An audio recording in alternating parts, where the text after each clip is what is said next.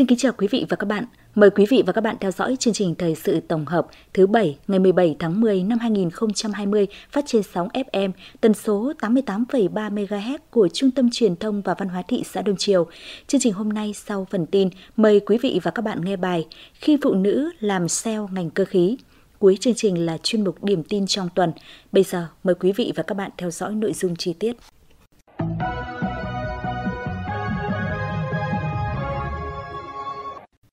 Đồng chí Nguyễn Khắc Dũng, Ủy viên Ban Thường vụ Thị ủy, Phó Chủ tịch Ủy ban Nhân dân thị xã, trưởng ban đại diện Hội đồng Quản trị Ngân hàng Chính sách Xã hội thị xã vừa chủ trì hội nghị đánh giá kết quả hoạt động của Ban đại diện Hội đồng Quản trị Ngân hàng Chính sách Xã hội thị xã 9 tháng năm 2020 và triển khai phương hướng nhiệm vụ 3 tháng cuối năm 2020. Tới dự hội nghị còn có các đồng chí lãnh đạo đại diện cho chi nhánh Ngân hàng Chính sách Xã hội tỉnh. 9 tháng qua, đồng chí trưởng ban đại diện Hội đồng Quản trị Ngân hàng Chính sách Xã hội thị xã luôn phát huy tốt vai trò trách nhiệm trong việc chỉ đạo sát sao quyết liệt để thực hiện các chỉ tiêu kế hoạch về nguồn vốn, sử dụng vốn và giám sát việc thực hiện các chương trình tín dụng chính sách, đảm bảo việc phân bổ nguồn vốn về cấp xã được dân chủ, công khai kịp thời. Các đồng chí thành viên ban đại diện đã luôn chủ động quan tâm tích cực, thực hiện tốt vai trò nhiệm vụ của mình đến hoạt động tín dụng chính sách, tăng cường công tác kiểm tra giám sát tại cơ sở được phân công, tập trung được sức mạnh của tập thể ban đại diện để quản trị có hiệu quả hoạt động ngân hàng chính sách xã hội, duy trì nâng cao chất lượng tín dụng chính sách trên địa bàn.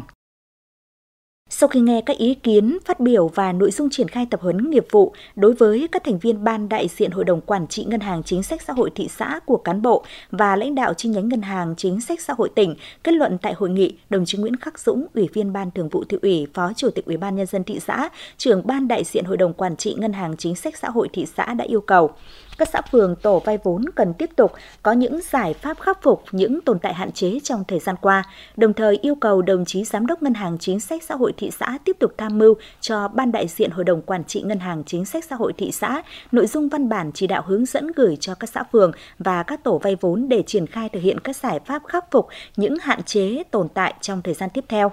Để thực hiện tốt các mục tiêu kế hoạch trong thời gian tới, đồng chí Phó Chủ tịch Ủy ban Nhân dân thị xã, Ban đại diện Hội đồng Quản trị Ngân hàng Chính sách Xã hội thị xã cần tiếp tục làm tốt công tác huy động nguồn vốn. Đồng chí trưởng phòng Tài chính Kế hoạch thị xã tham mưu trình Hội đồng Nhân dân thị xã, Ủy ban Nhân dân thị xã bổ sung kịp thời từ nguồn vốn ngân sách địa phương sang nguồn vốn Ngân hàng Chính sách Xã hội năm 2021 theo đúng mục tiêu kế hoạch của tỉnh đề ra.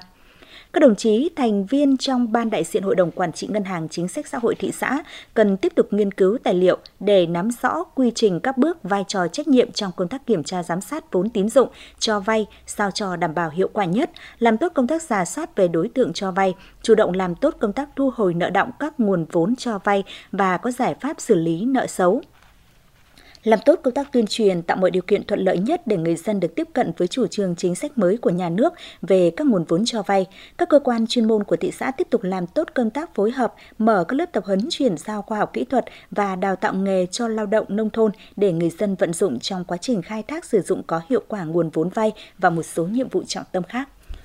Vừa qua, tại Ban Quản lý Dự án Đầu tư Xây dựng, đồng chí Nguyễn Văn Bình, Ủy viên Ban Thường vụ Thị ủy, Phó Chủ tịch Ủy ban Nhân dân thị xã đã chủ trì lễ công bố quyết định của Ủy ban Nhân dân thị xã về việc bổ nhiệm cán bộ lãnh đạo quản lý của đơn vị. Theo đó, Ủy ban Nhân dân thị xã đã quyết định bổ nhiệm có thời hạn ông Mạc Văn Huỳnh, viên chức Ban Quản lý Dự án Đầu tư Xây dựng thị xã, giữ chức vụ Phó Giám đốc Ban Quản lý Dự án Đầu tư Xây dựng thị xã kể từ ngày 10 tháng 10 năm 2020, thời gian bổ nhiệm giữ chức vụ là 5 năm.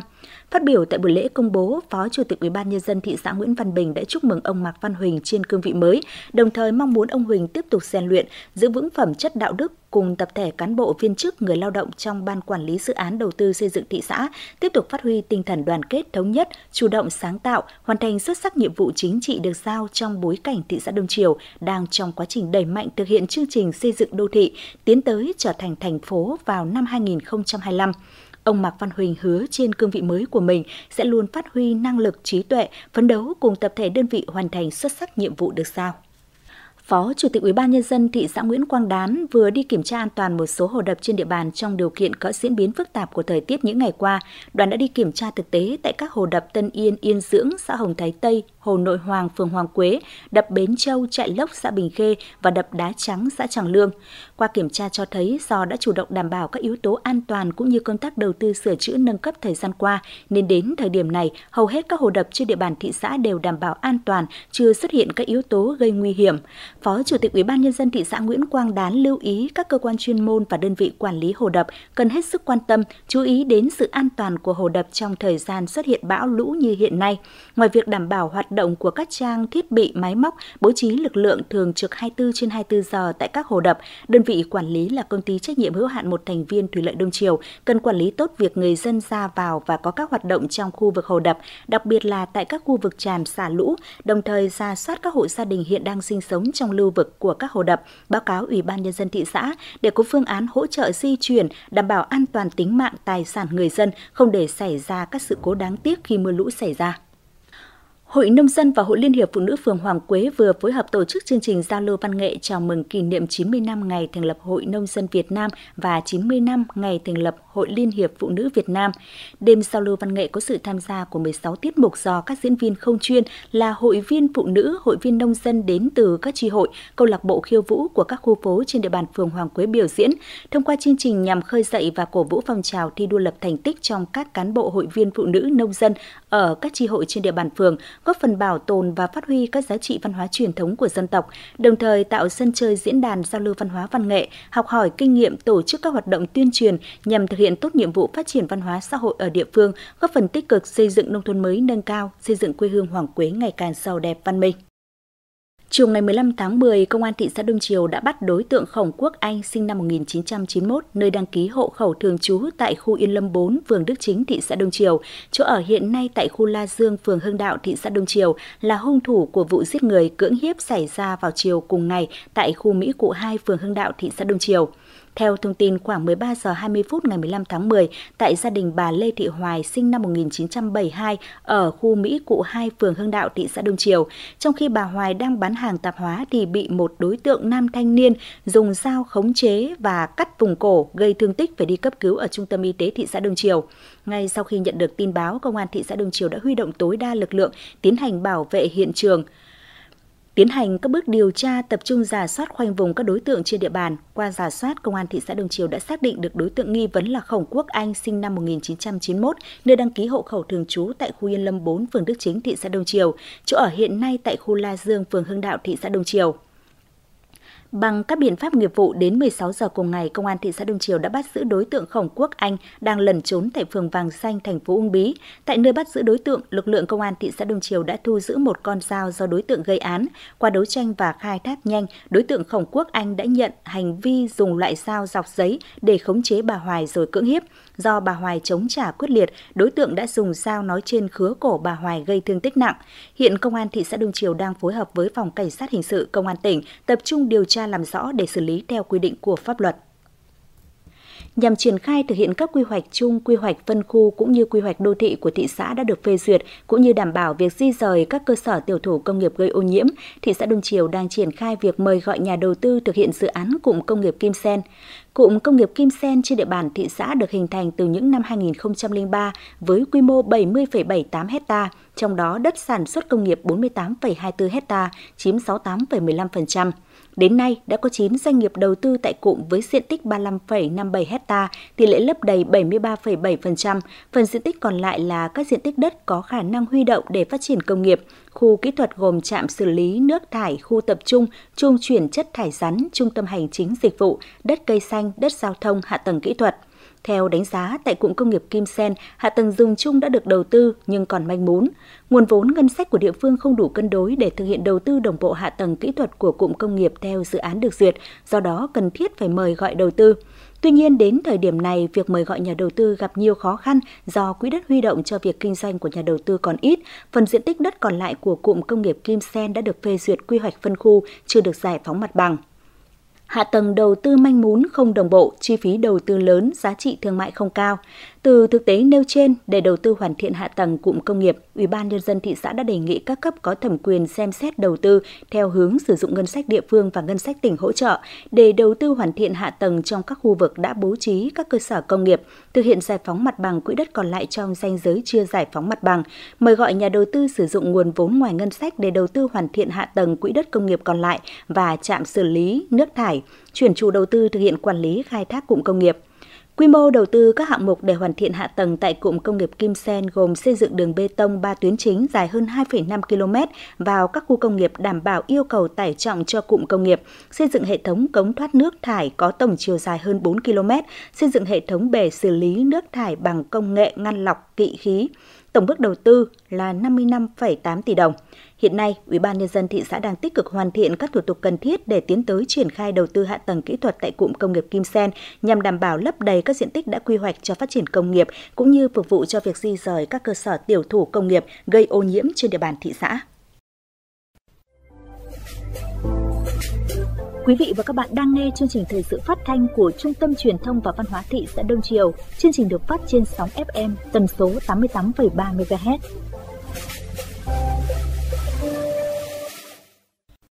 Tiếp theo chương trình, mời quý vị và các bạn nghe bài Khi phụ nữ làm sale ngành cơ khí. Nhắc đến cơ khí, nhiều người thường nghĩ đây là công việc dành cho các đấng mày râu, thế nhưng có một bóng hồng sale đảm nhiệm vai trò người đứng đầu doanh nghiệp, đó là doanh nhân Nguyễn Thị Yến, Tổng Giám đốc Công ty Cổ phần Sản xuất Cơ khí và Thương mại Trường Yến, thị xã Đông Triều. Tốt nghiệp ngành học cũng không mấy nữ tính, ngành cơ điện, cô gái Nguyễn Thị Yến ngày nào lựa chọn đầu quân cho công ty than Mạo Khê. Đi làm ca kíp vất vả, trong khi đó gia đình có một xưởng gia công cơ khí. Máu cơ khí ngấm vào chị từ lúc nào không hay. Không chỉ đảm nhiệm những công việc phía sau như quản lý, trông coi, làm kế toán, thủ quỹ hay bán hàng, chị Yến tiếp quản lại cơ nghiệp của gia đình chồng, vừa làm chủ, vừa làm công nhân. Dám nghĩ, dám làm, dám dấn thân, năm 2009, lần đầu tiên sau 18 năm xây dựng, xưởng gia công cơ khí quy mô nhỏ ngày nào đã mở rộng, trở thành công ty cổ phần sản xuất cơ khí và thương mại Trường Yến, có địa chỉ tại phường Mạo Khê do chị Yến làm tổng giám đốc. Không được đào tạo bài bản về cơ khí, cũng không xuất phát từ lĩnh vực kinh doanh, chị Yến vừa làm vừa học. Cơ khí là lĩnh vực đặc thù, để sản xuất kinh doanh được, trước hết phải hiểu và thật sự đam mê. Người trực tiếp đào tạo và truyền lửa cho tôi khi ấy là bố chồng. Những ngày mới phải làm việc tại xưởng còn rất nhiều khó khăn, bởi công việc này khá vất vả, vốn phù hợp với đàn ông nhiều hơn.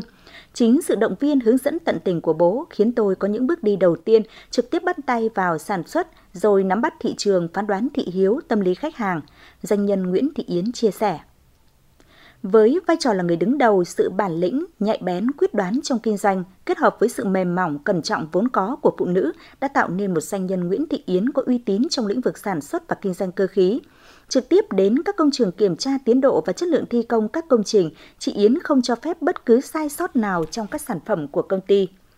Phụ nữ làm kinh doanh thường gặp nhiều khó khăn hơn so với nam giới bởi thương trường như chiến trường. Đã bước chân vào thì không cho phép mềm lòng sao nhãng, ngược lại luôn phải lắng nghe. Nắm bắt thị trường, thậm chí luôn phải nghĩ trước, làm trước, chỉ có tiên phong mới tạo nên thế mạnh trong kinh doanh. Thế nhưng bởi là phụ nữ, họ luôn phải cân bằng giữa công việc và vai trò giữ lửa hạnh phúc gia đình. Đó là thách thức không hề nhỏ đối với những nữ doanh nhân trong cuộc chiến thương mại, luôn đòi hỏi sự cạnh tranh khốc liệt như ngày nay. Vừa làm chủ doanh nghiệp doanh nhân, Nguyễn Thị Yến còn đảm nhiệm chức danh Phó Chủ tịch Hiệp hội Doanh nghiệp thị xã Đông Triều, làm tốt vai trò kết nối doanh nghiệp, gắn kết doanh nghiệp với chính quyền, không chỉ góp phần tăng thu ngân sách địa phương, tạo việc làm thường xuyên với mức lương đảm bảo cho gần 300 lao động địa phương, nữ doanh nhân Nguyễn Thị Yến còn rất tích cực trong các hoạt động nhân đạo từ thiện và tham gia tích cực vào các hoạt động của Hội Liên hiệp Phụ nữ phường Mạo Khê. Với những đóng góp tích cực ấy, nhiều năm liên tục, chị Nguyễn Thị Yến đã được Hội Liên hiệp Phụ nữ tỉnh, Ủy ban Nhân dân thị xã Đông Triều tặng giấy khen về thành tích xuất sắc trong phong trào thi đua. Quý vị và các bạn vừa nghe bài Khi phụ nữ làm sale ngành cơ khí. Chuyên mục Điểm tin trong tuần. Trong chuyên mục Điểm tin trong tuần hôm nay, mời quý vị và các bạn cùng điểm lại những tin tức đáng chú ý sau đây. Chiều ngày 14 tháng 10, Thị ủy đã tổ chức hội nghị gặp mặt kỷ niệm 90 năm ngày truyền thống các ban xây dựng Đảng và Văn phòng cấp ủy. Tại buổi gặp mặt, các đại biểu đã cùng nhau ôn lại truyền thống 90 năm ngày truyền thống của ba ngành là tổ chức, dân vận và văn phòng cấp ủy. Trong đó nhấn mạnh, Cùng với sự ra đời và phát triển của các ban xây dựng Đảng và văn phòng cấp ủy cả nước, các ban xây dựng Đảng và văn phòng thị ủy Đông Triều đã không ngừng lớn mạnh về mọi mặt và làm tốt công tác tham mưu, phục vụ cấp ủy Đảng trong công tác lãnh đạo chỉ đạo triển khai thực hiện thắng lợi các nhiệm vụ chính trị đề ra. Nhân dịp này, các cá nhân có nhiều đóng góp cho công tác dân vận và văn phòng đã vinh dự được trao tặng kỷ niệm chương vì sự nghiệp công tác dân vận của Đảng và kỷ niệm chương vì sự nghiệp văn phòng cấp ủy.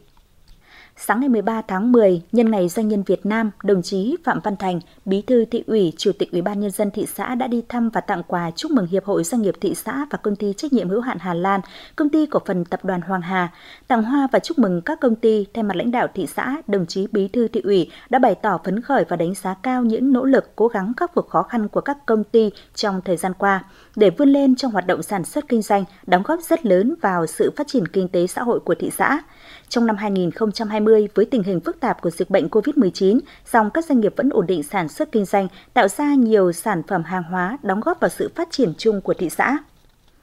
Nằm trong chuỗi các hoạt động chào mừng kỷ niệm 90 năm ngày thành lập Hội Liên hiệp Phụ nữ Việt Nam và hưởng ứng tháng cao điểm vì người nghèo năm 2020, Hội Liên hiệp Phụ nữ thị xã Đông Triều đã tổ chức trao nhà mái ấm tình thương và tặng quà cho hội viên phụ nữ nghèo có hoàn cảnh khó khăn trên địa bàn thị xã. Đó là chị Vũ Thị Hồng ở thôn Trại Lốc 1, xã An Sinh. Hội Liên hiệp Phụ nữ thị xã Đông Triều đã bàn giao cho chị một ngôi nhà mái ấm tình thương có diện tích 60 m². Ngoài ra, trong tuần trên địa bàn thị xã cũng đã diễn ra nhiều tin tức đáng chú ý khác.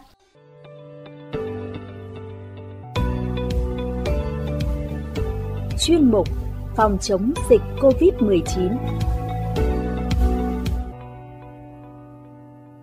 Thưa quý vị và các bạn, ngày 28 tháng 9, Ủy ban Nhân dân tỉnh Quảng Ninh đã có điện khẩn về việc tiếp tục thực hiện nhiệm vụ cấp bách phòng chống dịch COVID-19 trong tình hình mới. Nội dung như sau. Thực hiện công điện số 1300 ngày 24 tháng 9 năm 2020 của Thủ tướng Chính phủ về việc phòng chống dịch bệnh COVID-19. Trong thời gian qua, toàn tỉnh Quảng Ninh đã tăng cường các giải pháp thực hiện mục tiêu kép vừa ổn định phát triển kinh tế, vừa thực hiện tốt công tác phòng chống dịch. Dự báo dịch bệnh tiếp tục diễn biến phức tạp, nguy cơ tái bùng phát vẫn ở mức cao khó lường, trong khi chưa có vaccine và thuốc đặc trị COVID-19, phải thích nghi chung sống với dịch bệnh, tạo dần trạng thái bình thường mới trong điều kiện có dịch bệnh. Đã bắt đầu xuất hiện tâm lý chủ quan, thực hiện không đúng, không đầy đủ các biện pháp phòng chống dịch. Tiếp tục thực hiện có hiệu quả các biện pháp phòng chống dịch, giữ vững kết quả đã đạt được, tạo điều kiện cho việc đồng thời khởi động mạnh mẽ và tiếp tục phát triển kinh tế, bảo đảm an sinh và ổn định xã hội trong thời gian tới. Chủ tịch Ủy ban Nhân dân tỉnh điện khẩn và yêu cầu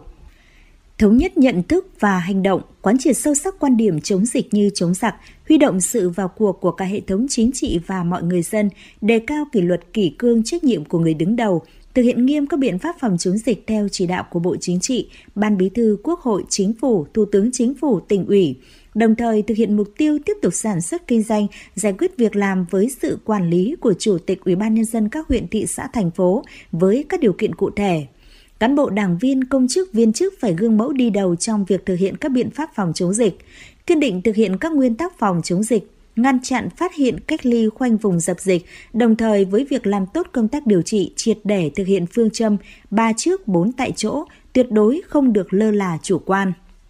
Thủ trưởng các sở ngành đơn vị, Chủ tịch Ủy ban Nhân dân các huyện, thị xã, thành phố tiếp tục thực hiện đầy đủ các biện pháp phòng chống dịch theo hướng dẫn của Bộ Y tế, chỉ đạo và tuyên truyền người dân đeo khẩu trang khi ra khỏi nhà tại các địa điểm và trên phương tiện giao thông công cộng, rửa tay thường xuyên bằng xà phòng hoặc dung dịch sát khuẩn, hạn chế tụ tập đông người tại nơi công cộng, giữ khoảng cách an toàn khi tiếp xúc, dần hình thành thói quen nếp sống phù hợp trong tình hình mới để giữ an toàn cho bản thân và xã hội. Từng đơn vị, doanh nghiệp, tập thể và từng cá nhân đều tích cực xác lập trạng thái bình thường mới, vừa tiếp tục đẩy mạnh phát triển kinh tế xã hội, vừa phòng chống dịch. Giám đốc Sở Y tế, Chủ tịch Ủy ban Nhân dân các huyện, thị xã, thành phố và thủ trưởng các đơn vị có liên quan tập trung chỉ đạo các cơ sở y tế thực hiện nghiêm các biện pháp phòng chống dịch tại cơ sở y tế, phải trang bị đầy đủ kịp thời phương tiện bảo hộ cho các lực lượng chống dịch, đặc biệt là đội ngũ y bác sĩ, cán bộ y tế, lực lượng công an, quân đội đang làm nhiệm vụ chống dịch. Không để lây nhiễm chéo, tuyệt đối không được lơ là chủ quan mà để dịch bệnh bùng phát lây lan từ cơ sở y tế. Ngành y tế tăng cường đào tạo tập huấn trực tuyến cho nhân viên y tế ở tất cả các cơ sở y tế, có quy trình chuẩn xử lý những ca nghi ngờ nhiễm COVID-19, phát hiện nhanh các trường hợp nhiễm bệnh, không để bệnh nhân di chuyển qua nhiều bệnh viện, nhiều nơi trước khi phát hiện bị nhiễm bệnh, áp dụng ngay các biện pháp phòng chống dịch phù hợp đối với các trường hợp có biểu hiện ho, sốt, khó thở, viêm đường hô hấp trong số các bệnh nhân tại các cơ sở y tế và trong cộng đồng. Trường hợp có ca nhiễm bệnh, thực hiện ngay việc khoanh vùng cách ly với quy mô phạm vi thời gian phù hợp, nhanh chóng triển khai truy vết lịch sử tiếp xúc, xét nghiệm đồng loạt và cách ly tập trung, trước hết đối với những người có nguy cơ. Các cơ sở y tế rà soát lại kịch bản, tập huấn chuyên sâu cho cán bộ quản lý, đội ngũ bác sĩ, người phục vụ bệnh nhân và chuẩn bị mọi cơ sở vật chất, nhân lực để ứng phó tại chỗ với dịch bệnh, tránh di chuyển bệnh nhân nhiều. Thực hiện thông tin, quản lý tốt các đối tượng có nguy cơ cao gồm người cao tuổi, người có bệnh lý tim mạch, người có bệnh lý mãn tính khác, hạn chế di chuyển tránh tiếp xúc để giảm thiểu tối đa nguy cơ lây nhiễm, tiếp tục đẩy mạnh việc khám bệnh từ xa, khám bệnh tại nhà. Tiếp tục thực hiện không cho người vào thăm bệnh nhân trong bệnh viện, hạn chế tối đa người nhà chăm sóc bệnh nhân trong thời gian này, chỉ cho phép đối với các trường hợp thực sự cần thiết theo quy định. Ngành y tế chủ động chịu trách nhiệm sẵn sàng nhân lực vật tư hỗ trợ cho công tác phòng chống dịch, điều trị bệnh nhân COVID-19 trên địa bàn tỉnh. Người đứng đầu các cơ sở y tế, cơ quan chủ quản của cơ sở y tế chịu trách nhiệm về kết quả phòng chống dịch tại cơ sở y tế và địa bàn phụ trách. Chủ tịch Ủy ban Nhân dân các huyện, thị xã, thành phố, Giám đốc Sở Y tế, Chỉ huy trưởng Bộ Chỉ huy Quân sự tỉnh, Giám đốc Công an tỉnh và thủ trưởng các đơn vị có liên quan, giám sát chặt chẽ người nhập cảnh từ nước ngoài về nước và cách ly trên địa bàn tỉnh, kiểm tra rà soát quy trình cách ly tại các cơ sở lưu trú, tuyệt đối không để lây nhiễm chéo trong các cơ sở cách ly và lây lan ra cộng đồng, dừng tổ chức cách ly tại các cơ sở có chất lượng dịch vụ thấp, không đảm bảo an toàn, không tuân thủ nghiêm ngặt quy trình phòng chống dịch. Thực hiện việc quản lý chặt chẽ chuyên gia lao động nước ngoài và các trường hợp nhập cảnh vào làm việc dưới 14 ngày, giám sát toàn bộ quá trình di chuyển tiếp xúc, làm việc trong thời gian tại địa phương. Thực hiện xét nghiệm COVID-19 2 ngày một lần theo quy định của Bộ Y tế, chỉ đạo các cơ sở lưu trú, nhà máy, xí nghiệp, nơi chuyên gia lao động nước ngoài đến làm việc, thực hiện đúng quy định về phòng chống dịch. Chỉ huy trưởng Bộ Chỉ huy Bộ đội Biên phòng tỉnh, Giám đốc Công an tỉnh, Chủ tịch Ủy ban Nhân dân thành phố Móng Cái, huyện Hải Hà, Bình Liêu tiếp tục tăng cường kiểm soát chặt chẽ biên giới, ngăn chặn kịp thời việc nhập cảnh trái phép. Công an tỉnh, Ủy ban Nhân dân các địa phương kiểm tra công tác cư trú của người nước ngoài trên địa bàn để kịp thời phát hiện các trường hợp cư trú lao động làm việc bất hợp pháp. Giám đốc Sở Thông tin và Truyền thông, Trung tâm Truyền thông tỉnh xây dựng kịch bản tuyên truyền hàng ngày, hàng tuần để thông tin đến người dân không được chủ quan, kiên quyết thực hiện nghiêm triệt để các quy định về phòng chống dịch, tăng cường công tác vận động nhân dân cài đặt và sử dụng ứng dụng Bluezone. Chủ tịch Ủy ban Nhân dân các huyện, thị xã, thành phố tăng cường chỉ đạo thực hiện nghiêm các biện pháp phòng chống dịch, nhất là tại các đô thị, khu vực tập trung đông người, khu công nghiệp, chợ đầu mối, tăng cường xử lý nghiêm các trường hợp vi phạm nguyên tắc phòng chống dịch. Từng địa phương cần tính toán căn cơ việc áp dụng các biện pháp phòng chống dịch phù hợp và không để tác động xấu đến các hoạt động kinh tế xã hội, tác động tiêu cực đến việc làm, thu nhập, đời sống, tâm lý, tình cảm của nhân dân. Chủ tịch Ủy ban Nhân dân tỉnh yêu cầu thủ trưởng các sở ngành đơn vị thuộc tỉnh, Chủ tịch Ủy ban Nhân dân các huyện, thị xã, thành phố khẩn trương nghiêm túc triển khai thực hiện. Hãy cài đặt ứng dụng Bluezone để bảo vệ bản thân và cộng đồng. Cùng cài đặt ứng dụng Bluezone, nếu có một người bị nhiễm COVID-19 thì những người đã tiếp xúc gần với người bị nhiễm trong vòng 14 ngày trước đó sẽ sớm được thông báo và được cơ quan y tế hỗ trợ sớm nhất, tránh lây lan cho người thân, gia đình và cộng đồng. Khi địa phương có trên 50% số người có điện thoại thông minh cài đặt ứng dụng Bluezone thì sẽ dễ dàng xác minh được người có tiếp xúc gần với người nhiễm COVID-19. Khi đó, cơ quan y tế sẽ khoanh vùng chính xác hơn, phạm vi cách ly sẽ hợp lý hơn, không cần thiết phải cách ly hàng nghìn người như trước đây.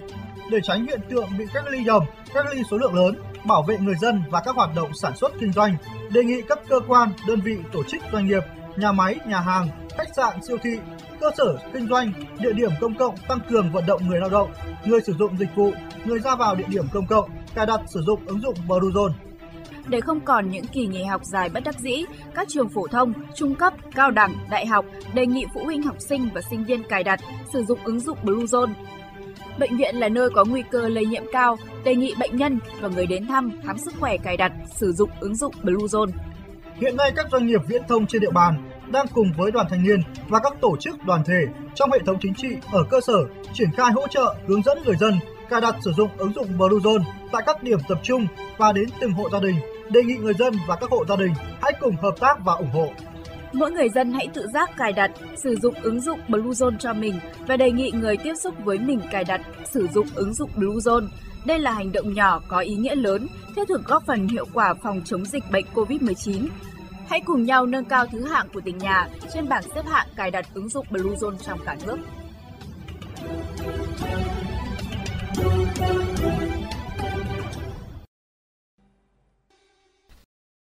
Quý vị và các bạn thân mến, chương trình thời sự hôm nay của Trung tâm Truyền thông và Văn hóa thị xã Đông Triều xin kết thúc tại đây. Quý vị và các bạn có ý kiến đóng góp hoặc thông tin phản ánh xin gửi về Ban biên tập phát thanh Trung tâm Truyền thông và Văn hóa thị xã Đông Triều. Chương trình hôm nay do Thu Trang biên tập cùng với sự tham gia của kỹ thuật viên Ngô Hưng, phát thanh viên Thu Trang thực hiện, chịu trách nhiệm nội dung chương trình Trịnh Tuấn Anh. Cảm ơn sự quan tâm theo dõi của quý vị và các bạn. Xin kính chào và hẹn gặp lại trong các chương trình thời sự tiếp theo.